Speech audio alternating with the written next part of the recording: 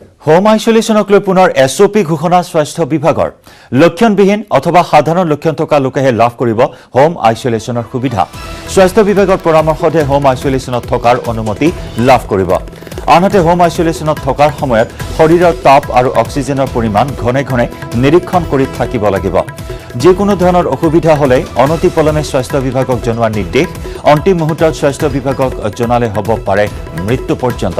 home আইসোলেশনত থকা ৰোগীয়ে তিনিতৰপীয়া mask পৰিধান কৰাটো বাধ্যতামূলক হোম আইসোলেশনত ৰোগী থকাৰ পৰা ৰাজ্যত কোভিড-19ত আক্ৰান্ত লোকৰ মৃত্যুৰ সংখ্যা বৃদ্ধি পোৱাৰ পাছতে হোম আইসোলেশনক লৈ অধিক কঠোৰ হৈছে স্বাস্থ্য বিভাগ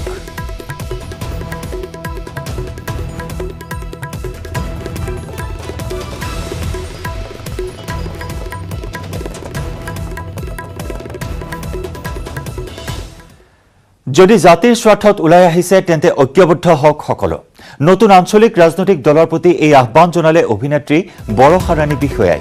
নিৰ্বাচনৰ পূৰ্বে জাতি ৰক্ষাৰ বাবে কৰণীয় সকলো কাম কৰিবলৈ চৰকাৰৰ প্ৰতি আহ্বান জনালে বৰষা ৰাণী বিষয়াই ইফালে যতীন বৰাই স্থিতি সলনি কৰাত আক্ষেপ প্ৰকাশ কৰে অভিনেত্ৰীগৰাকীয়ে কাক লৈ পূৰ্বৰ স্থিতিত অটল বৰষা ৰাণী বিষয়াই কোনোদিনেই ৰাজনীতিৰ পথাৰলৈ নাহে বুলি পুনৰ তেওঁৰ স্থিতি স্পষ্ট কৰি কয় তেজপুৰৰ এখন বিপণী মুকলি অনুষ্ঠানত অংশগ্ৰহণ কৰি এই প্ৰতিক্ৰিয়া প্ৰকাশ কৰে জনপ্ৰিয় অভিনেত্ৰীগৰাকী